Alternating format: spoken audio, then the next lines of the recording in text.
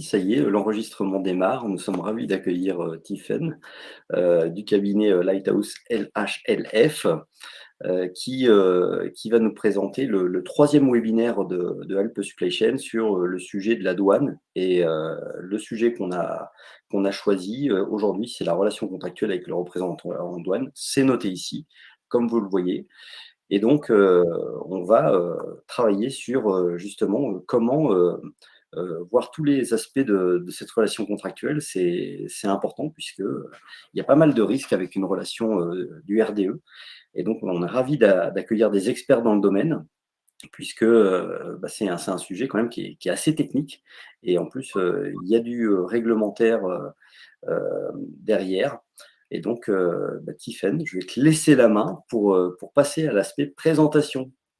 Merci beaucoup, Jean-Baptiste. Alors bonjour à toutes, bonjour à tous. Je me présente rapidement, donc Tiffaine Bernard, je suis avocate du coup au sein du cabinet Lighthouse. On est un cabinet qui est spécialisé en droit douanier, donc on fait aussi fiscalité internationale, TVA et pour ma part, je fais exclusivement du droit douanier et donc on accompagne nos clients dans toutes leurs problématiques douanières et notamment la sécurisation de leurs relations contractuelles avec le représentant en douane. Puisque comme l'a dit Jean-Baptiste, c'est un sujet qui est, un primordial, on va dire, parce que en fait, on a des contrats pour tout, mais on a rarement des contrats réellement avec notre représentant en douane et pourtant les risques et les enjeux sont assez importants. Alors par petite réaction, par pouce, combien d'entre vous ont un contrat avec votre représentant? Quand je dis contrat, je ne parle pas de mandat, je parle vraiment d'un contrat avec des clauses sur la mission, les obligations. Donc si vous en Alors avez un, levez je on va vous voir les invite pouces. Emmanuel. Ah bah Emmanuel, bonjour voilà, Emmanuel bravo d'ailleurs. Emmanuel. Parfait.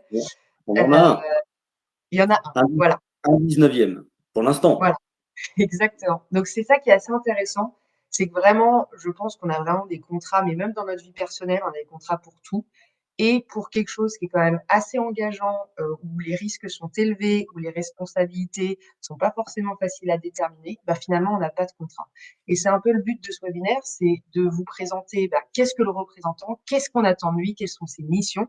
Et aussi comment, bah, sécuriser cette relation, pour en fait vous protéger et après que vous soyez, alors peut-être qu'il y a également des RDE parmi nous, et ben dans ce cas-là, c'est également vous protéger. En fait, c'est protéger chacune des parties. C'est ce qui se passe normalement dans une relation, on va dire, commerciale classique. C'est qu'on protège les intérêts de chacun en établissant clairement les missions, les obligations et puis un partage de responsabilités.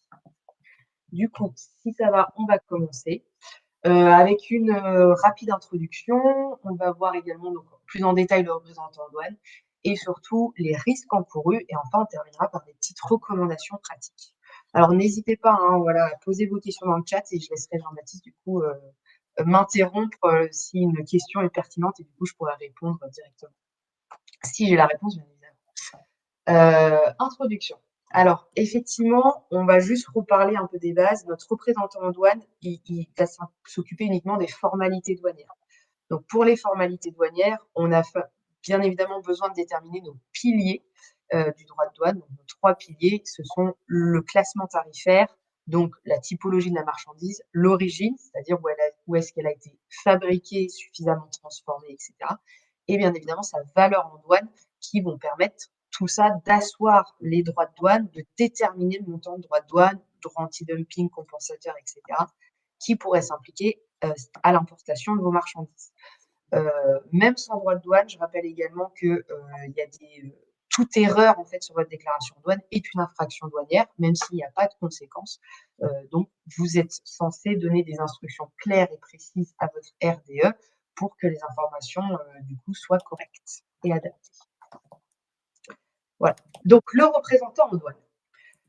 Quand vous faites des formalités douanières, c'est-à-dire que vous importez, exportez des marchandises en dehors ou à destination du territoire douanier de l'Union européenne, vous devez remplir donc des formalités douanières et donc une déclaration en douane. Donc là, on vous a mis le fameux DAU, document administratif unique, qui disparaît progressivement avec Delta IE, mais pour plus de facilité, on reprend le DAU. Et donc, le chargeur, c'est-à-dire la société qui souhaite importer ou exporter des marchandises, peut décider soit de réaliser les formalités douanières elle-même, c'est-à-dire qu'elle a une certaine connaissance des process, des logiciels notamment pour le faire, ou alors elle peut faire appel à un représentant en douane dont le métier, donc c'est un professionnel du dédouanement, donc le métier est de réaliser les formalités douanières pour le compte en fait d'une société. Et donc, quand on est une société, on est le déclarant, c'est ça qui est important. Le déclarant, il va apparaître du coup en case 2 ou 8 du DAU, donc importateur ou exportateur, ça dépend. Et on va retrouver en case 14 donc, du DAU actuel le représentant qui va agir soit en son nom propre, soit en représentation directe, soit en représentation indirecte. On va revenir sur les modes de représentation dans un second temps. Alors, qu'est-ce que le représentant en douane enregistré? Donc, enregistré, pourquoi? Avant, on parlait de commissionnaire en douane, etc. Des fois, par défaut de terminologie, on parle aussi de transitaire. Mais le RDE, c'est vraiment le terme qu'il faut dès à présent utiliser. C'est le terme officiel qui est repris du coup dans le Code des douanes de l'Union, qui définit du coup le RDE comme toute personne désignée par une autre personne pour accomplir auprès des autorités douanières des actes et formalités prévus par la législation. Donc en gros, quelqu'un qui dépose votre déclaration en douane pour vous. Selon les juges, et c'est ça qui est important, c'est qu'est-ce qui est attendu en fait de représentant en douane, quel est son rôle et quelles sont ses missions. Eh bien, le représentant en douane, il doit connaître et appliquer la réglementation douanière, vérifier les opérations et conseiller son mandant. Ça, c'est bien important de le garder en tête, c'est-à-dire que le représentant en douane, c'est un professionnel du dédouanement. De ce fait, il a forcément une connaissance de la réglementation douanière, une connaissance qui est censée être quand même assez approfondie puisque c'est son domaine d'expertise. Et à partir de ses connaissances dans cette réglementation douanière, il doit vérifier les opérations. Donc, quand on dit vérifier les opérations, c'est pas réaliser une analyse approfondie de chaque opération qu'il fait pour le compte de ses clients. Non, c'est vérifier la cohérence, mais ça, on aura le droit d'y revenir, la cohérence des informations qui sont et surtout conseiller son mandant. Par exemple, je vais donner un exemple très grossier, mais vous exportez un matériel militaire n'importe où, vers le Canada par exemple, exportation d'un matériel militaire, ça nécessite une licence. Si vous ne donnez pas dans vos instructions, dans les documents d'accompagnement une licence, le RDE est censé vous dire attention, l'exportation ne pourra pas être réalisée puisque vous n'avez pas les documents obligatoires. Voilà, ça fait partie de ces éléments. Après, voilà, il n'est pas censé faire une analyse approfondie de chaque donnée, mais on va y revenir dans un second temps. Il veille du coup à la conformité des déclarations et obtient les documents requis. Donc voilà, ça va dans le même sens de ce que je viens de dire. Matériel militaire, il va solliciter une licence. Il voit un produit qui serait soumis à une réglementation spécifique qui nécessite, je ne sais pas, un certificat sanitaire, un permis d'importation CITES, etc. Voilà, il fait en sorte que les documents, tous les documents nécessaires, packing list, facture, etc., soient présents pour réaliser les formalités douanières de manière conforme à la réglementation. Et il garantit également qu'une déclaration est exacte, donc c'est-à-dire exacte, c'est-à-dire que les informations fournies sont correctes et pertinentes. Donc correct, ça veut dire que c'est le bon code douanier, que c'est la bonne origine, etc. Par exemple, vous importez une marchandise de Chine et vous revendiquez une origine japonaise, ça alerte votre RDE, il doit demander des explications. Voilà. Par contre, dernier point, il n'est pas responsable de juger la valeur du matériel exporté, ni d'évertir son mandat des risques de sous-évaluation. Alors c'est vrai que la valeur, ça fait partie, on va dire, de son rôle premier, détermination de la valeur en douane, puisque c'est lui qui va regrouper un peu les informations pour déterminer cette valeur selon la méthodologie internationale. Parce que vous le savez, la valeur, ça se base donc sur la valeur transactionnelle, le prix facturé, auquel on vient rajouter certains éléments comme le transport, l'assurance, éventuellement des redevances, etc. Ce travail de détermination de la valeur, de calcul de la valeur, il n'est possible que si vous envoyez des informations assez exhaustives et correctes à votre RDE, il ne peut pas deviner. Donc il y a des informations qu'il peut avoir, par exemple le transport, s'il agit aussi comme transitaire, mais sinon vous devez lui donner ces informations. Et il n'est pas juge en fait de la valeur du matériel. Si par exemple sur une facture, on a très souvent le cas de sociétés qui pour des biens qui ne sont pas vendus font du coup des factures pour douane à des valeurs qui sont complètement minorées, qui ne représentent pas du tout la réalité. Ce n'est pas le rôle du RDE de vous avertir malheureusement sur ce point, mais c'est votre responsabilité de bien déterminer toutes les informations. Donc, petite parenthèse, voilà, ne sous-estimez pas la valeur, même si c'est pas vendu. Pour la douane est très binaire. Elle a une marchandise qui est importée, une marchandise qui est exportée. Ça a une valeur, heu, commerciale ou pas, elle s'en fiche. Ce qu'elle veut, c'est une vraie valeur de marché pour pouvoir asseoir ses droits de douane et déterminer éventuellement l'application de réglementations spécifiques. Voilà. Bah, j'ai une question quand même, Tiffen, Oui, parce que si le RDE, il a la facture et qu'il lui manque les autres éléments, le prix du oui, transport, oui, l'aspect, redevance, ouais, l'assurance, bah, est-ce qu'il a un devoir d'alerter, oui. son client? Oui, tout à fait. En fait, il a un devoir, en fait, en général, ce qui se passe, c'est que lorsque vous avez un mandat, vous concluez un mandat avec un représentant en douane, très souvent, on le voit de plus en plus et s'ils ne le font pas, bah, c'est une erreur de leur part. Ils vous communiquent une liste de tous les frais qui seraient éventuellement à réintégrer dans la valeur en douane. Donc, ils vont vous demander, bah, est-ce que voilà, vous payez des redevances? Est-ce que vous payez des commissions?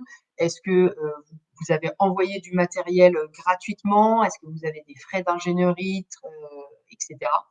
Donc toute la liste de frais que vous retrouvez du coup à l'article 71 du code des douanes de l'Union et sur la base enfin, ils sont censés du coup vous avertir sur les frais potentiellement réintégrables, on va appeler ça réintégrables dans la valeur en douane. Heu, dans tous les cas, vraiment, ils commettraient une erreur s'ils n'intègrent pas le transport et l'assurance, puisque ça, c'est évident. Une marchandise qui arrive sur le territoire douanier de l'Union, elle a été transportée, elle a été couverte par une assurance, donc il faut forcément ces montants, selon l'Incoterm. Alors ça va dépendre aussi de l'Incoterm convenu, mais voilà, c'est des frais qu'il doit avoir. Donc s'il a pas de facture de transport, effectivement, c'est une erreur de sa part. Pour le reste, la seule chose qu'il peut faire, c'est avertir les opérateurs pour qu'ils lui communiquent les informations nécessaires. Et voilà. Et la valeur en douane, pour information, c'est un des sujets les plus contrôlés par l'administration des douanes, puisqu'en fait, il y a tellement d'éléments qui sollicitent beaucoup de services.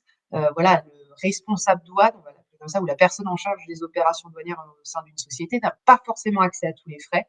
Nous, le nombre de fois où on voit que bah, c'est le service R&D qui a envoyé des choses discrètement sans prévenir le responsable douane, et ça a un impact lors de la réimportation des marchandises, ou pareil, on paye des commissions, personne n'est au courant au service douane, etc. Donc c'est pour ça qu'il faut en interne, c'est intéressant et c'est important de sensibiliser sur la valeur en douane parce que ça nécessite la collaboration de tous les services. Voilà, on ne demande pas aux services de faire l'analyse, mais juste d'informer lorsqu'il y a des frais complémentaires sur des marchandises qui seraient ensuite importées. Merci, Ouais, Tiffen. pas de souci. On va continuer du coup avec les modes de représentation, parce que ça c'est souvent, alors on pense connaître et en fait c'est souvent source d'incompréhension ou du moins de petits doutes. Alors, la représentation directe, donc lorsque vous concluez un mandat en représentation directe, ce qui est quasiment le cas en très très grande majorité, le représentant en douane, il agit au nom et pour le compte de la société, donc du chargeur. C'est-à-dire que vraiment, il est transparent, il remplit juste la formalité. Le chargeur est donc seul responsable pour la dette douanière. Ça, c'est important, hein, je précise, c'est pour la dette douanière uniquement. C'est-à-dire que s'il y a un redressement, l'administration des douanes ne pourra se retourner, on va le voir, il y a quelques exceptions, que contre le chargeur. En représentation indirecte, le représentation, il agit pour le compte du chargeur, toujours, mais en son nom propre. C'est-à-dire qu'il y a, dans ce cas-là, on a un partage des responsabilités et donc le chargeur et le représentant sont solidairement responsables de la dette douanière. C'est-à-dire que l'administration peut aller chercher la dette douanière chez la société ou chez le représentant en douane. Alors, en pratique, on a bien conscience qu'on va dire 95% des représentants en douane font signer des mandats en représentation directe. C'est très, très dur de signer des mandats en représentation indirecte pour les risques et la responsabilité que ça induit. Euh, après, ça dépend, il y a des sociétés qui le font. Il y a des cas où c'est obligatoire d'être en représentation indirecte, par exemple lorsque vous êtes une société étrangère. Et il y a des cas où ce n'est pas possible d'être en représentation indirecte, par exemple lorsque vous faites un placement sous régime particulier. Voilà. Et j'insiste, c'est vraiment que sur la dette douanière. Donc le fait d'être en représentation directe n'exonère pas votre représentant de toute responsabilité. Ça, c'est vraiment important à garder en tête et on va y revenir dans un second temps. Alors on va faire un stop puisqu'on a Denis qui Oui, nous pose une question. Est-ce que toi tu la vois, Tiffen? Alors C'est je toujours intéressant vois parce que je pense que le RD et le RI, comme on les appelle, c'est souvent un peu l'entête, du contrat. Parce que ça oui, va quand même, diriger oui, un petit peu les niveaux de garantie, de responsabilité et tout ce qu'on va mettre dans le ouais, contrat. oui. Alors entre les 2 modes, quelles peuvent être les solutions d'utilisation de garantie, celle du RDE versus celle du chargeur? Alors effectivement, quel que soit le mode, vous êtes libre, hein, de l'utilisation des garanties. Par contre, on va le voir effectivement, si vous utilisez certains crédits de votre RDE et ben, même si vous êtes en représentation directe, le RDE peut être, considéré comme responsable de la dette douanière parce qu'il utilise, par exemple, son propre crédit d'enlèvement.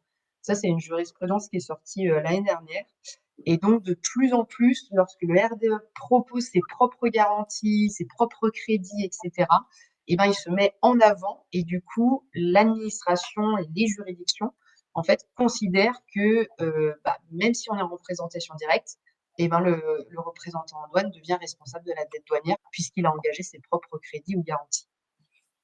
Voilà, donc je ne sais pas si ça répond à la question, mais du coup après, ce qu'il faut savoir, c'est que relation contractuelle, c'est libre. C'est-à-dire que vous décidez ce que vous confiez, c'est vraiment vous avez la possibilité de moduler complètement vos relations, selon vos besoins, et vos nécessités.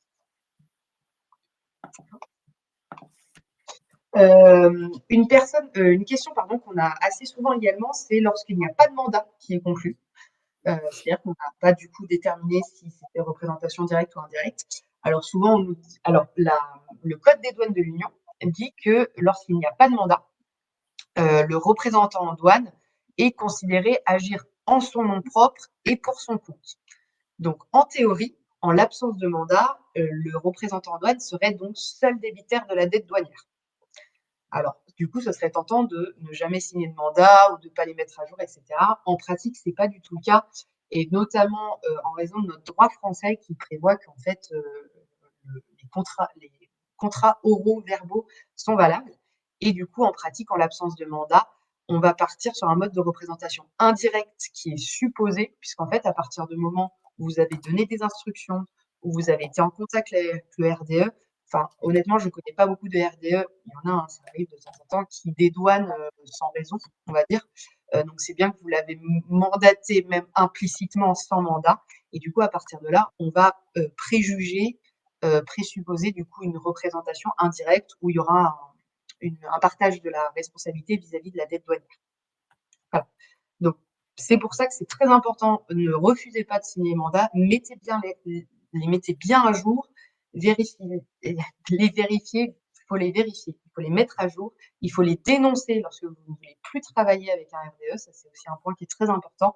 N'hésitez pas à faire des lettres recommandées en disant je ne souhaite plus vous donner mandat.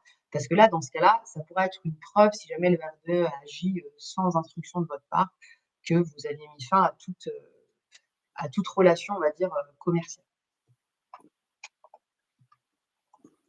Donc, quels sont les avantages de recourir à un RDE? Parce que je le rappelle, c'est absolument pas obligatoire. Il y a plein de sociétés qui ont leur RDE, on va dire, interne ou qui font appel, du coup, à un tiers. Donc, si vous souhaitez faire appel à un tiers, quels sont les avantages? Tout d'abord, c'est un professionnel du dédouanement. Donc, forcément, il a des connaissances accrues et approfondies en réglementation douanière puisque c'est ce qu'il fait toute la journée, en théorie. Ensuite, il y a un partage des responsabilités selon les cas de la dette douanière et après un partage de responsabilités par exemple pénales, etc. On va y revenir.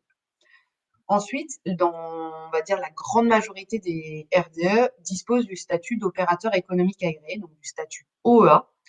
Et en fait, le fait que vous fassiez appel, lorsque vous l'êtes vous-même, vous avez je le rappelle, un critère de compétence professionnelle. Vous devez démontrer que vous avez les compétences professionnelles en douane nécessaires.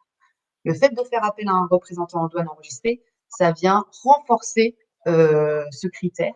Et du coup, c'est quand vous êtes OA, on recommande de ne prendre que des RDE qui sont OA également. 4e point positif, c'est la relation avec la douane. Les RDE, ils sont très souvent dans les bureaux des douanes ou juste à côté. Ils ont des relations qui sont quotidiennes. Donc, ils connaissent bien les services, les agents, etc. Ce qui peut permettre de parfois résoudre des situations de manière un peu plus rapide ou du moins voilà, d'être sur place directement dans l'action. Si vous avez un camion qui est bloqué, obtenir des informations, faire parvenir des documents complémentaires, etc. Donc ça, c'est vraiment un avantage que vous n'aurez pas si vous dédouanez depuis chez Ensuite, on peut bénéficier pareil des crédits et des garanties. Donc c'était la question notamment de Denis. Donc on peut bénéficier des crédits, des garanties, de son RDE, ce qui évite, à la société de devoir mettre en place, des garanties bancaires et cetera ou autres, lorsqu'on a la possibilité de bénéficier de celle de son RDE. Ensuite, en 6, c'est la sous-traitance. Effectivement, toutes les formalités que votre RDE fait pour vous, ce sont des formalités que vous ne faites pas. Donc forcément, ça vous permet de vous concentrer, sur d'autres actions, d'autres missions que vous avez, en interne au sein de la société et ça, c'est un coût-bénéfice, en fait, qu'il faut calculer et en fait, c'est une assistance éventuelle, c'est-à-dire que, dans le devoir de son conseil, ils vont vous aider à éventuellement interpréter certaines réglementations, vous avertir sur des points et cetera. Mais donc ça a pas mal d'avantages et c'est pour ça honnêtement que la majorité des sociétés font appel à un RDE, surtout à l'importation, mais c'est très, très important de contractualiser. Alors je vérifie, je crois qu'il y a ouais. Alors la responsabilité du RDE. Donc responsabilité vis-à-vis de la douane. Alors, on l'a dit, peu importe le mode de représentation, il peut y avoir des responsabilités qui vont être engagées, on va le voir dans le détail. Donc vous avez une représentation douanière, c'est-à-dire de la dette douanière en cas de représentation indirecte ou, comme je l'ai dit, lorsque de plus en plus on utilise, des crédits, des garanties et cetera, parce que la douane va supposer en fait une représentation indirecte. C'est assez surprenant, mais c'est les nouvelles jurisprudences qui vont dans ce sens. Et vous avez surtout une responsabilité qu'on appelle pénale, parce qu'en fait, ce n'est pas parce qu'on n'est pas en fait, toute infraction en matière douanière est une infraction pénale. Pour pouvoir redresser un droit, il faut notifier forcément une infraction pénale. Donc peut-être que le RDE ne va pas être responsable de la dette douanière. Par contre, derrière, il peut être responsable de l'infraction pénale. L'infraction pénale, donc c'est s'il y a des erreurs, des omissions, du fait de la déclaration qui a été faite. Donc par exemple, les erreurs sur une déclaration, c'est une infraction en tant que telle et donc la pénalité qui en découle peut être supportée par le RDE. Et donc pour être exonéré, il doit prouver, non seulement, sa bonne foi, mais ça ne permet pas de manière générale d'échapper à la responsabilité pénale. Surtout, il doit, présenter soit un cas de force majeure ou une erreur invincible. Donc par exemple, une réponse écrite erronée de la douane, et cetera, qui l'a, forcément induit en erreur. Ou alors démontrer que les conditions de l'infraction, ne sont pas remplies. Voilà. Donc conditions d'infraction ne sont pas remplies, c'est-à-dire que, la matérialité des faits n'est pas constatée ou, qu'effectivement on n'a violé aucune règle, contrairement à ce qu'affirme la douane. Et donc, en pratique, la responsabilité pénale du RDE, elle est susceptible d'être engagée lorsque l'administration présume une faute intentionnelle ou des négligences et doute de la bonne foi du représentant, estime que les instructions n'ont pas été respectées. Donc, par exemple, vous avez communiqué un certain code douanier, certains éléments, et en fait, le RDE n'a pas suivi vos instructions à dédouaner sous un autre code douanier, une autre reprise, etc. Ensuite, troisième élément, considère que le principal notifié n'est pas financièrement fiable. Alors effectivement, en priorité, l'administration va rechercher la responsabilité du chargeur, puisque c'est la société qui réalise l'opération, entre guillemets. Mais lorsque la société soit disparaît ou financièrement n'est pas assez stable ou fiable, on peut se retourner, de plus en plus, d'ailleurs, l'administration se retourne contre le RDE. Et du coup, voilà, quand elle souhaite contraindre au paiement de la dette douanière, elle peut se retourner vers le RDE qui souvent a des garanties complémentaires. Donc ça, c'est vis-à-vis de la douane et vis-à-vis du mandant. Vis-à-vis du mandant, donc ça, c'est vraiment important. Représentation directe ou indirecte, ça n'a aucune importance vis-à-vis du mandant. Vous êtes un mandant, vous avez un mandataire, et donc dans ce cas-là, il a des obligations, etc. Donc il a une obligation de moyens. Alors c'est assez surprenant, mais c'est comme les médecins, c'est-à-dire qu'il a l'obligation de mettre en œuvre tous les moyens à sa disposition pour remplir sa mission, mais s'il échoue, on ne peut pas lui en tenir rigueur. Donc c'est pas une obligation de résultat, c'est une obligation de moyens. Et il a un devoir, comme je l'ai dit, de conseil, c'est-à-dire qu'il est obligé de vous informer, de vous avertir sur certains points spécifiques. Connaissance de la réglementation, je n'y reviens pas. Et donc, forcément, il a une responsabilité civile, donc pour les plus juristes d'entre vous, du fait de son mandat. Et donc, il peut être tenu d'indemniser, en fait, notamment l'amende ou la pénalité en cas de transaction. C'est-à-dire que si on vous a notifié une infraction, vous avez été redressé des droits, plus vous payez une pénalité, et ben, potentiellement, il peut vous rembourser au moins la pénalité. C'est très rare, et ça n'arrive quasiment jamais, qu'il soit reconnu coupable du paiement de la dette douanière à la place du chargeur, puisqu'en fait, on considère que la dette douanière aurait dû être due, donc c'est pas un dommage et intérêt qui peut être remboursé par le RDE.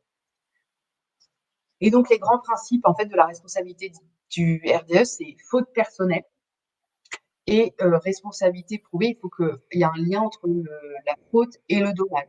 C'est parce que le RDE n'a pas respecté les instructions que vous avez payé une pénalité, etc. Il y a quelques moyens de réduire la responsabilité, notamment en cas d'erreurs communément admises, c'est-à-dire que c'est des erreurs qu'on admet qui sont classiques, etc. Et on va évaluer aussi, c'est important à bien comprendre, selon l'expérience du mandant. En fait, plus le mandant est expérimenté, moins on va en attendre de son RDE.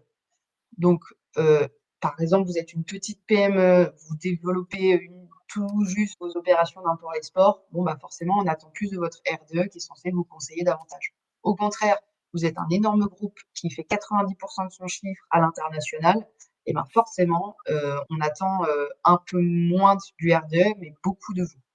Donc ça, c'est important à bien garder en tête. Et on peut avoir du coup un partage de responsabilité lorsque les fautes sont partagées. Donc, si vous souhaitez engager la responsabilité contractuelle de votre RDE, pardon, ce qui est tout à fait possible, on bascule du coup sur un contentieux commercial. Et dans ce cas-là, il faut prouver le préjudice, donc le calculer, l'évaluer, prouver qu'il y a une faute et il y a un lien de causalité entre la faute et le dommage, et du coup faire une demande indemnitaire pour avoir des dommages et intérêts. Donc, c'est notamment remboursement de la pénalité, des amendes, s'il y a une atteinte à la réputation, s'il y a eu des frais parce que vous n'avez pas pu livrer votre client à temps, un préjudice, etc. Donc, vous prenez tous ces éléments et vous pouvez effectivement faire une action contre votre représentant en douane. Alors, c'est pas des. Il faut savoir que le contentieux commercial est de plus en plus important. Il y en a de plus en plus. Donc, il ne faut pas hésiter, mais d'un autre côté, il faut quand même être sûr de la responsabilité de son RDF. Voilà. Et comme je l'ai dit, le remboursement des droits de douane n'est pas accepté par le juge, c'est l'importateur qui en reste toujours redevable. Je vérifie s'il n'y a pas. Des exemples de fautes. Alors, on vous a mis le support sera communiqué. L'idée, c'est effectivement d'avoir une idée des fautes du RDE. Donc, ce qui a été reconnu par la jurisprudence comme une faute, on ne va pas vous les dire, vous les faire toutes dans l'ordre, mais l'idée, c'est vraiment, en fait, si le RDE ne respecte pas les instructions, s'il ne vérifie pas la cohérence de certains éléments. Par exemple, l'exemple que je donnais, vous importez de Chine, vous déclarez une origine japonaise, c'est un problème. Pareil, vous importez des frigos, vous déclarez des sous-vêtements, et bien pareil, ça ne peut pas fonctionner. Donc, c'est ce genre d'éléments qui sont considérés comme des fautes par la jurisprudence, donc des fautes du RDE, et qui peuvent engager sa responsabilité. Moi, c'est le RTC là qui m'intéresse parce que Oui, le alors, RTC, le régime tarif contraignant, est très intéressant puisque il faut qu'il soit au courant des contentieux, si je comprends bien. Est-ce que ça oui, concerne les contentieux que lui-même a pu avoir et il persiste à utiliser un HS code qui est en oui. écart avec ce qu'on lui a dit? Ou est-ce que ça concerne la jurisprudence en général où on dit par exemple, les drones maintenant, c'est plus des hélicoptères, il y a un nouveau HS code et lui, il continue à utiliser le HS code de l'hélicoptère au lieu de prendre celui euh, Ouais. du matériel. Est-ce que c'est ça ou est-ce que c'est plus restrictif? Non, c'est plutôt par rapport à l'opérateur. On savait que le classement tarifaire de ces marchandises était remis en question. Et du coup, voilà, il y a eu le dédouanement qui a été fait sur le mauvais code, entre guillemets, enfin, du moins le mauvais code pour la douane. Et effectivement, il n'a pas conseillé du tout de solliciter des RTC, alors qu'en fait, ça aurait pu permettre de régler le sujet et de sécuriser le classement. Mais par contre, je pense qu'on peut quand même retenir la faute dans le second cas, où on sait, ça fait partie en fait de ses connaissances en réglementation douanière, où on sait que, voilà, il y a eu des sujets sur, le classement tarifaire des drones et cetera. Il est censé quand même se tenir informé des règlements de classement et certaines choses assez, évidentes. Par exemple, nous, on a eu le cas, sur des droits et taxes anti-dumping. Il n'est pas possible de connaître bien évidemment toutes les mesures anti-dumping, mais il y a des mesures que tout le monde connaît dans le milieu de la douane. Donc, notamment des vélos. Quand vous importez un vélo de Chine, bah, vous savez qu'il y a des mesures anti-dumping, des objets en fonte, vous savez également. Et donc, c'est pour ça que sur des choses assez évidentes, en fait, on va venir chercher la responsabilité du représentant et du moins une faute du représentant qui a failli à son devoir de conseil. Alors là, bonne question de Denis, ces fautes du RDE, c'est en RI, en RD, peu importe, le type de représentation? Oui, alors là, ce sera les fautes. Oui, alors effectivement, on ne sera pas du coup sur la dette douanière parce qu'on sera plutôt sur la responsabilité soit pénale, soit alors la responsabilité, on va dire, contractuelle vis-à-vis du mandant. Et notamment les conséquences, pour le mandant. Oui, oui, effectivement. Et Et Alice nous fait effectivement, une remarque oui, et Alice nous Alice, fait une remarque, oui, je, je te laisse la lire. merci. Oui, si effectivement on fait une demande de RTC, ça c'est un bon point. Donc RTC, je le rappelle, c'est un renseignement tarifaire contraignant. C'est Oui. un récit qui est délivré par les autorités douanières sur le classement d'un produit spécifique et donc délivré à un opérateur spécifique. Une fois que vous avez fait une demande et que vous avez reçu le RTC, vous êtes obligé de l'utiliser et donc de le déclarer sur votre déclaration en douane. Donc avant de déposer un RTC, c'est important de faire la propre analyse pour déterminer le classement et surtout d'évaluer les risques. Si vous avez déterminé deux positions, une qui est taxée, je dis n'importe quoi, à 0 et l'autre qui est taxée à 12, et ben en fait, si vous déposez un RTC, il faut savoir que vous avez une chance que la douane retienne la position à 12% de droit de douane. Et dans ce cas-là, pendant 3 ans, donc la durée de validité du RTC, vous n'avez pas le choix que de déclarer. Et même par la suite, parce que sauf si vous pouvez démontrer autre chose, on va remettre en cause votre bonne foi si vous changez votre classement par la suite. Donc effectivement, c'est un risque management qui doit être fait en amont d'un dépôt de RTC.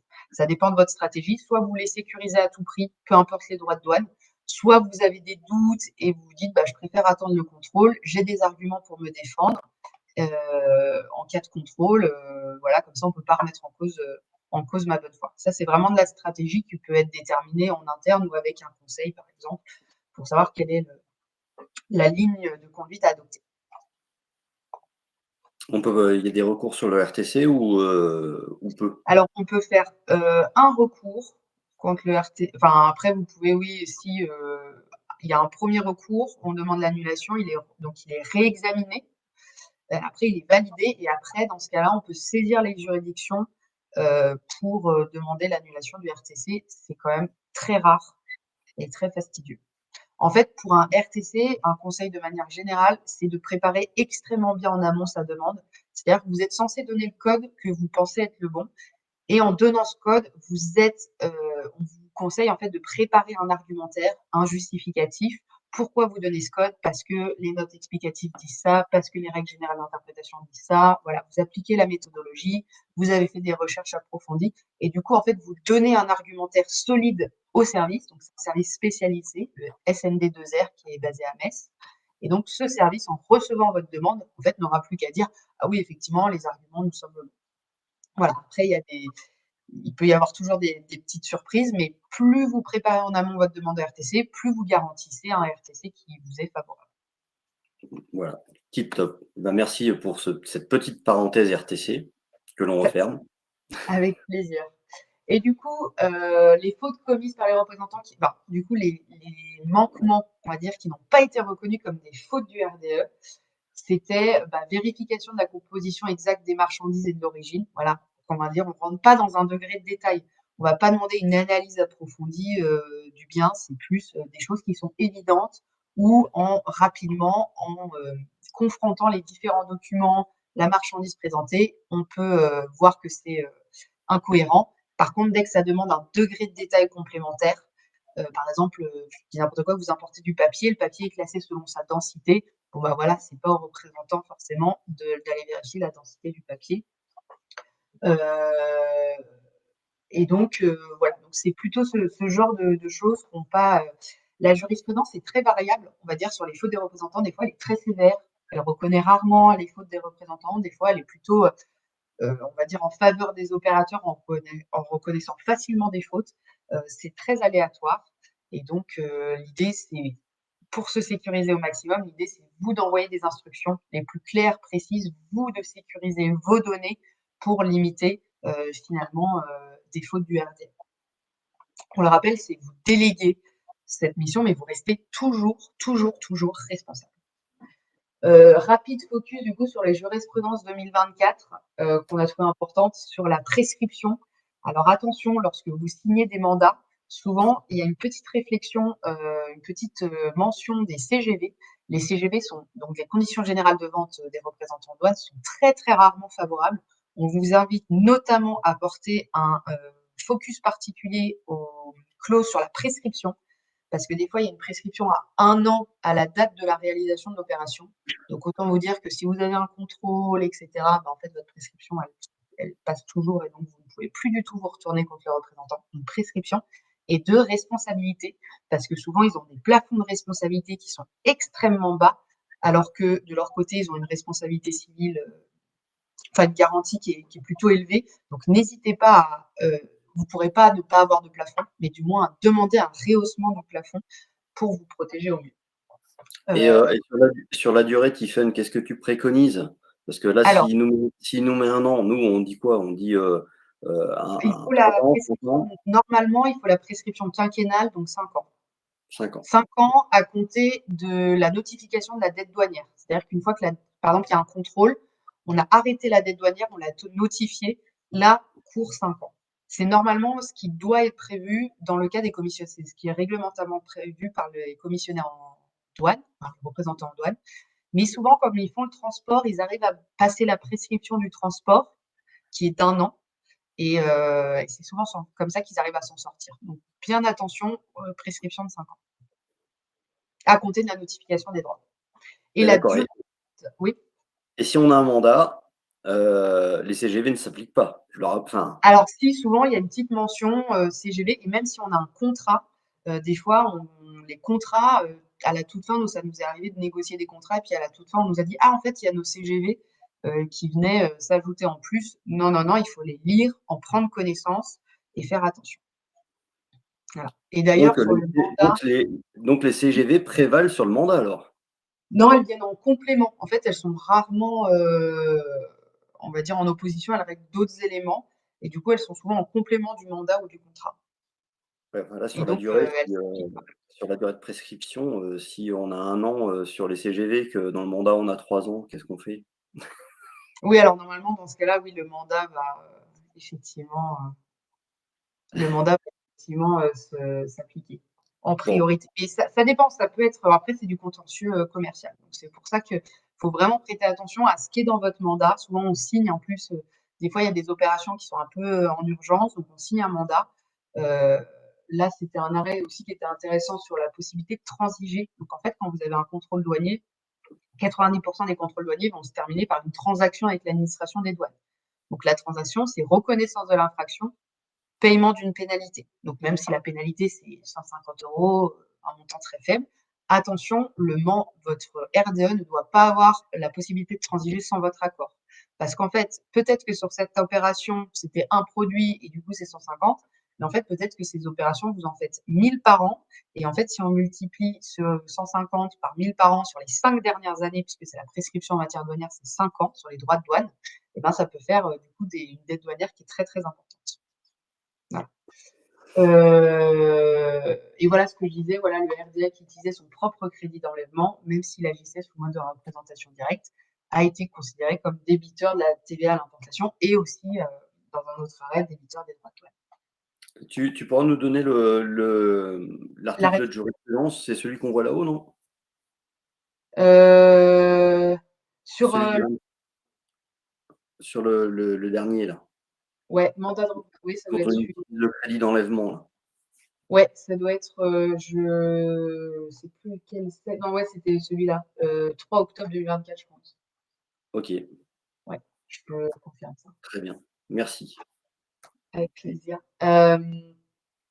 Donc focus contentieux 2025, donc attention pour l'année 2025. On a une multiplication, comme je le disais, des contentieux commerciaux entre RDE et le chargeur. Parce qu'en fait, les sociétés, de plus en plus ne tolèrent pas, et c'est normal, les erreurs de leur RDE. Donc ça se développe de plus en plus. Et les RDE sont de plus en plus challengés par la douane, par les nouvelles réglementations sectorielles. Donc, quand je dis réglementation sectorielle, on va retrouver notamment le MACF, le règlement déforestation, tous ces travails forcés, etc., toutes ces réglementations qui sont annexes à la douane, qui ne relèvent pas à proprement parler du champ de compétences de l'administration des douanes, mais qui s'appliquent à l'importation et à l'exportation de marchandises, donc de facto relèvent du service douane. Donc leur champ de compétence, c'est le contrôle de la douane. Aux douaniers, ça dépend. MACF, non, pas trop. Ça dépend Oui, c'est vrai. des réglementations. Ouais, en fait, il s'est basé sur des données douanières, donc eux, ils utilisent en fait un système d'alerte, mais normalement, ce ne sont pas forcément les autorités qui sont compétentes pour Pour les ces. contrôles. Ouais. Voilà, responsabilité quand le client est pas habitué au dédouanement, c'est ce que je disais, et un contexte géopolitique assez important. Enfin, là, je pense que vous suivez tous l'actualité. On a beaucoup de droits anti-dumping, il y a beaucoup de sanctions économiques contre la Russie, la Biélorussie, etc. On a des incertitudes vis-à-vis du gouvernement Trump, etc., sur l'imposition de droits additionnels. Voilà, donc tout ce contexte géopolitique fait qu'on est dans une incertitude et donc on attend plus finalement de notre RDE qui va être de plus en plus challengé. Et pareil, donc la douane remet, nous on a vu là dernièrement depuis 2 ans, on a vraiment eu un avant-après où l'administration n'hésite pas à engager la responsabilité des RDE. Dès qu'il y a un contrôle, elle notifie les deux, le chargeur, le RDE, alors qu'avant c'était extrêmement rare, c'était vraiment quand elle considérait qu'il y avait une faute. Maintenant, elle le fait systématiquement. Donc aussi pour un peu challenger les représentants en douane, pour pas qu'ils se reposent trop sur leur laurier. Et au début, s'il y a un contrôle, ben, notre recommandation, c'est finalement de faire front commun avec votre RDE, parce que vous êtes dans le même bateau. Hein, s'il y a une dette douanière, ça peut retomber sur l'un comme sur l'autre. Pareil pour la pénalité. Donc, on fait front commun vis-à-vis de la douane et ensuite, on règle nos affaires d'un point de vue commercial au besoin. C'est un très bon conseil, ça. Pardon? C'est un très bon conseil parce que si on s'oppose tout de suite, Oui, on va avancer de manière dispersée exactement. vis-à-vis de la douane. Ça va pas nous permettre de régler la situation à court terme. Tout à fait. Alors que nos intérêts sont quand même les mêmes. Ne pas avoir de dette douanière, ne pas avoir de pénalité. Donc, c'est important d'être ensemble, sachant que souvent les RDE ont leurs propres conseils. Donc, ça permet d'avoir une multiplication en fait des conseils, donc des avocats qui vont travailler. On n'est pas nombreux sur la place, donc on se connaît tous, donc on travaille souvent en commun. Je vais passer rapidement. Donc, les définitions, vous l'avez bien compris. L'exportateur, c'est le fournisseur de marchandises, donc il fait les formalités à l'export, il n'y a pas de droit de douane et donc il transmet les documents.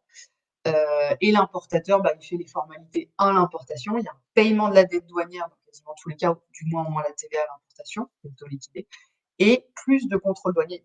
Du coup, côté importation, puisque c'est là où il y aura éventuellement une dette douanière à récupérer. Donc, ma relation avec le RDE, au minimum, j'ai un mandat. Ça, c'est vraiment obligatoire. C'est une feuille souvent A4. Ça, c'est le minimum. Attention aux mentions. Donc, souvent, c'est un modèle assez similaire à tous les RDE. Juste, on fait bien attention sur l'histoire des contrôles, des contentieux, des transactions qui ne puissent pas agir sans notre accord préalable. Mais non plus pas les bloquer parce que des fois, il y a des mini-contentieux. Voilà, vous avez oublié une palette, on le rajoute, c'est fini, ça n'a pas d'impact. C'est plutôt les contentieux sur le classement, l'origine, etc., qui pourraient avoir des impacts, on va dire, sur le long terme. Si vraiment, enfin, notre recommandation, conclure un contrat. Pourquoi? Parce qu'on détermine clairement les obligations de chacun, les missions de chacun et le partage de responsabilités. Pas de mauvais procès, comme on dit, il vaut mieux un bon contrat. Donc, c'est très important de contractualiser avec votre RDE principal. Je ne dis pas un contrat avec tous vos RDE si vous en avez plusieurs, mais avec votre RDE principal, convenir d'un contrat. Nous, on fait très souvent des contrats et honnêtement, les RDE l'acceptent. Alors, bien sûr, il y a quelques négociations, mais on trouve toujours un terrain d'entente où tout le monde est content et tout le monde se sent protégé. Parce que le but, c'est pas de se protéger uniquement soi, c'est de protéger les deux parties. C'est le but d'un contrat. Donc voilà, on vous invite vraiment à pousser dans ce sens. Et la procuration en douane, on l'oublie très souvent, la procuration en douane, c'est c'est l'acte vis-à-vis de l'administration des douanes qui permet du coup à votre représentant en douane d'agir en votre nom et pour votre compte. Donc les procurations en douane, ça va être c'est le représentant légal de la société, hein, vraiment le ou la big boss, qui du coup donne pouvoir en interne pour par exemple la signature des mandats, la signature des PV, etc. Et donne également pouvoir au RDE pour pareil, signature de PV, parce que c'est des choses auxquelles on est d'accord. Donc mettez bien à jour vos procurations en douane, n'hésitez pas à faire un tour, notamment ceux qui sont OA, avant les audits de nos renouvellements, on fait un petit point sur les procurations, on n'hésite pas à dénoncer des procurations si ça ne doit pas lui s'appliquer, etc. On ne se met pas en risque à ce niveau-là. Donc voilà ce que je disais, le mandat de représentation, je vais passer rapidement. On définit le coût de la prestation, c'est un mandat civil classique, et donc voilà. Alors, La procuration en douane, oui. quand tu dis, le prix de la prestation, c'est-à-dire que c'est la prestation, pour réaliser le dédouanement ou on peut avoir une Oui. prestation, d'accord, c'est pas une prestation globale qu'on peut avoir pour, définir son mandat, ça serait j'ai jamais vu cette pratique commerciale, Non, non, mais non, c'est pour la formalité douanière. Souvent, c'est un prix à la déclaration, au document qui est émis, etc. On est en très bien. général, ça dépend vraiment des accords. Nous, c'est vraiment une grosse moyenne qu'on donne. On est en général à 80 € pour une déclaration en douane. Donc ça 60. veut dire que dans le mandat, on va aussi mettre, la tarification? Non, ça dépend. Ça Ah, dépend, pas forcément. Ouais, pas forcément, mais en tout cas, en signant le mandat, on accepte du coup la tarification qui va avec. très bien. Et donc la procuration, voilà, je le disais, c'est vraiment le pouvoir donné donc aux salariés ou aux représentants pour certaines actions, donc vis-à-vis des douanes. Donc la douane peut vérifier en fait si la personne avait bien le pouvoir de signature pour le mandat, pour le PV, etc. Sécurisation contractuelle, nos recommandations. On limite et on encadre le nombre de transitaires. Alors, on ne recommande pas forcément d'avoir un transitaire RDE. On ne recommande pas forcément d'avoir un seul RDE. Voilà, vous pouvez en avoir plusieurs selon les opérations, les flux, etc. Ça permet de ne pas mettre tous vos œufs dans le même panier. Mais c'est bien d'avoir un nombre rationalisé. Souvent, on sait, les opérateurs économiques agréés, lorsqu'ils ont des audits de renouvellement, c'est un des points qui sont soulevés par les auditeurs. On définit bien les besoins de la société. Moi, je veux qu'on place sous régime particulier. Moi, je veux que des opérations d'exportation, etc.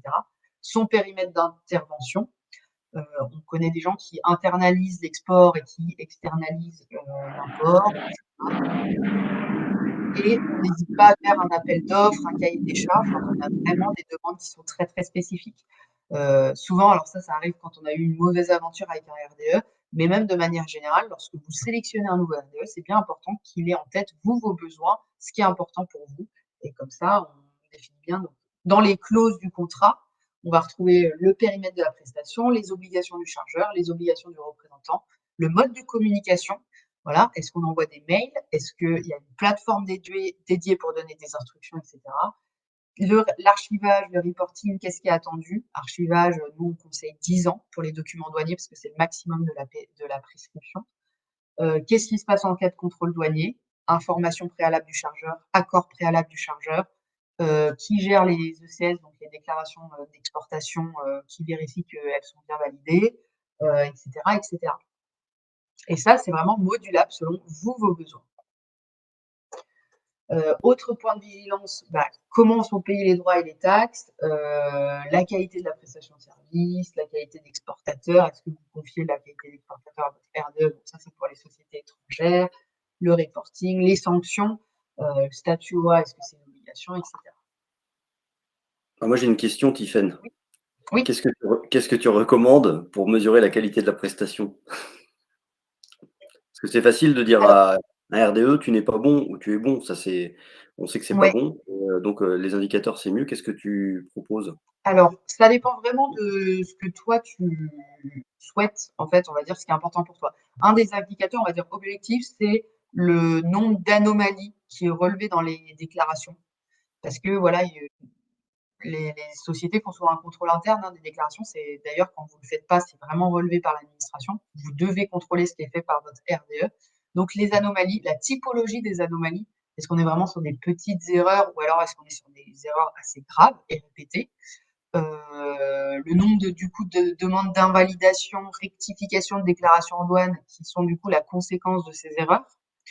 Un des indicateurs, ça peut être le délai pour faire les Ah, formalités douanières, délai de réponse, etc.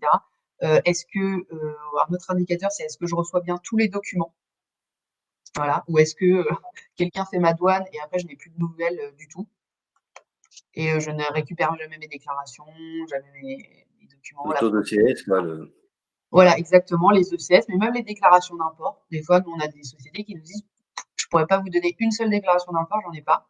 Voilà, ça, heu, donc ce seraient les éléments principaux, je dirais que ce serait là-dessus. Après, il peut y avoir des trucs un peu plus subjectifs comme, quelle est la nat enfin, est-ce que la relation se passe bien? Est-ce qu'on est dans une relation de confiance? Ou au contraire, c'est un peu difficile les échanges? Mais ça, c'est un peu plus particulier et spécifique à chacun. le nombre de visites, ça peut être un indicateur.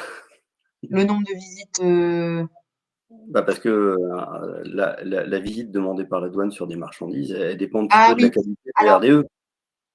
oui et non. C'est-à-dire que si vous importez en fait, les douaniers, ils font des contrôles qui sont ciblés, Mmh. ça peut être suivant le typologie de marchandises. Vous avez des marchandises, toutes les importations vont être visitées, enfin vont être contrôlées, toutes, quasiment. Vous importez nous on a surtout le cas, les vélos électriques. Vous importez des vélos électriques sans payer de droits anti-dumping, ça va être contrôlé.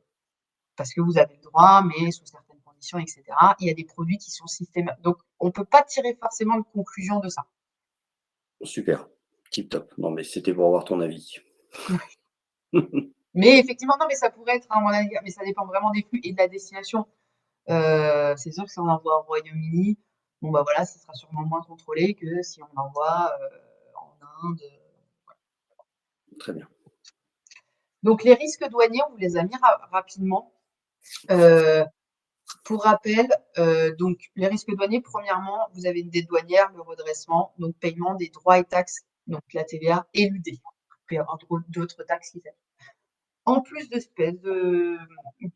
redressement, vous avez des pénalités qui vont dépendre de la nature de l'infraction. Donc ça peut aller d'une à deux fois les montants des droits et taxes éludés, une fois la valeur des marchandises, jusqu'à trois fois la valeur des marchandises, avec en plus des peines d'emprisonnement qui peuvent s'appliquer. Donc trois fois la valeur des marchandises sur les 5 dernières années, ça ça va très souvent à des redressements, à des pénalités qui sont en théorie supérieures à plusieurs centaines de milliers, voire millions d'euros. Donc vraiment, les risques en matière douanière sont très très importants. Et bien, ça c'est bien à garder en tête. Vous avez la possibilité de transiger, bien évidemment, et donc cette transaction avec l'administration des douanes va vous permettre de moduler en fait les pénalités et donc de les réduire. Et en pratique, nous, de notre expérience, on est plutôt à 20-30% du montant des droits et taxes éludés. Et s'il n'y a pas de droits et taxes éludés, et ça, c'est si la société est de bonne foi, hein, bien évidemment. Si c'est, par exemple, vous avez oublié une licence d'exportation, donc il n'y a pas de droits et taxes éludés, on serait plutôt à 20-30% de la valeur de la marchandise. Donc ça peut être quand même des pénalités qui sont conséquentes.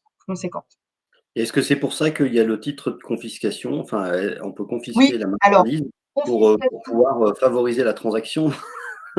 oui, alors la confiscation, elle peut prendre deux formes. Soit c'est une vraie confiscation de la marchandise parce qu'on considère qu'elle est dangereuse ou etc. Mais la plupart du temps, les douaniers s'embêtent pas avec, par exemple, 50 000 frigos, quoi, si on, si on considère que la marchandise n'est pas bonne. Du coup, ça va être une somme tenant confiscation. Donc en fait, ça va être une amende de la valeur des marchandises au titre de la confiscation. C'est pour ça qu'on dit souvent une à trois fois la valeur des marchandises, parce qu'il y a une fois au titre de la confiscation. En pratique, ce sera plutôt ça. La confiscation, elle va vraiment porter sur des produits qui sont dangereux, défectueux, ce genre de choses. Ça répond à ta question? Bah oui, parfait, hein, merci. Super. Si vous avez Et des donc, questions, n'oubliez pas, hein. oui, n'hésitez pas si vous avez. Ah, bah Florence, bonjour Florence. Qui suit en cours de douane. Ah bah oui, j'ai donné un cours là-bas. Donc, recommandations pratiques. Bah, forcément, hein, la recommandation principale, c'est la contractualisation. Donc, on encadre la gestion des opérations douanières. On fait un partage équitable des obligations. Alors, c'est vrai que C'est très tentant, hein, lorsque nous, on rédige le contrat, de se protéger au maximum. Non, si un contrat, on veut qu'il soit accepté, qu'il soit équilibré, il faut un partage, raisonnable et objectif des responsabilités. On anticipe la gestion des sujets sensibles. Par exemple, vous êtes une société qui exporte beaucoup de biens double usage ou des matériels de guerre, et cetera. Ce sont des sujets sensibles, vous les identifiez, vous mettez des points d'alerte à votre RDE pour qu'il ait une vigilance accrue sur ces points. Pareil, on facilite la transition en cas d'évolution du personnel.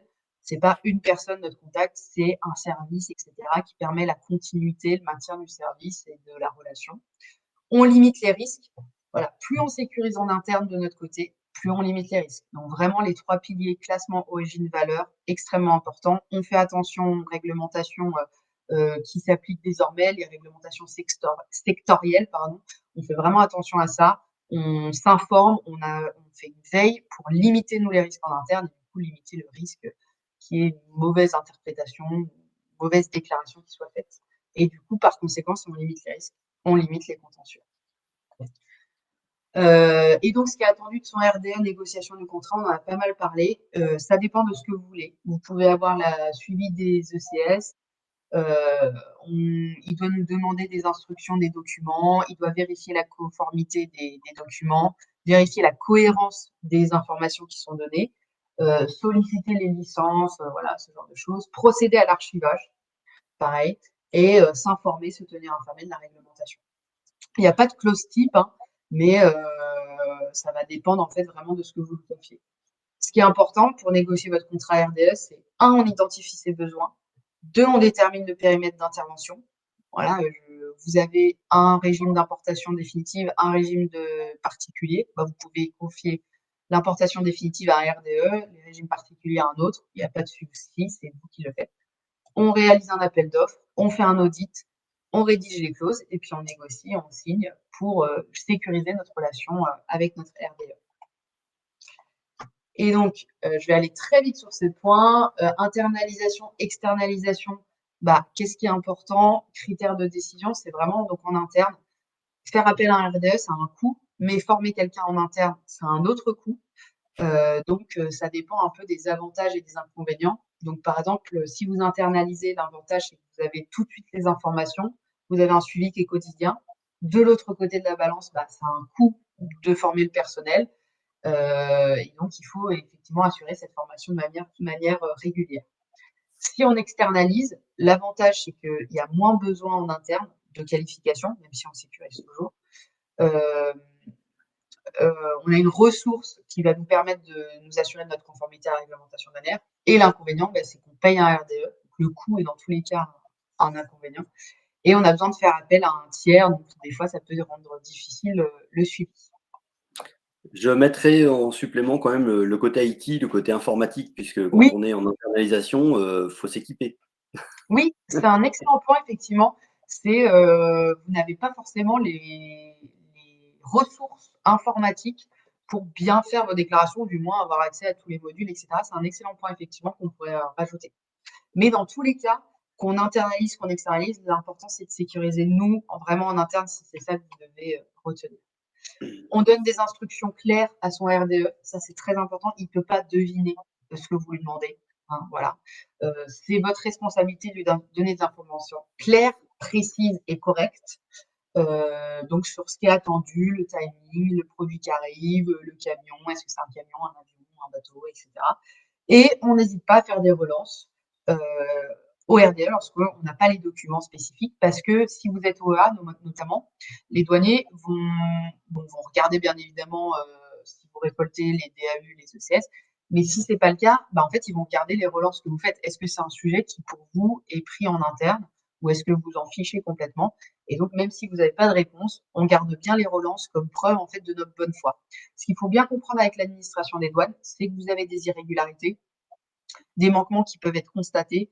Ça, c'est quelque chose. Votre bonne foi, elle va pas vous permettre d'éviter la dette douanière, mais par contre, elle va avoir une influence capitale sur le montant de votre pénalité. Plus vous êtes de bonne foi, plus vous avez mis en œuvre des actions positives pour vous assurer de votre conformité, plus le montant de la pénalité sera faible, voire vous pourrez effectivement, éventuellement éviter une pénalité avec un passé outre ou vraiment une pénalité toute petite. Donc votre bonne foi, c'est vraiment une garantie, en fait, une sécurisation de votre côté.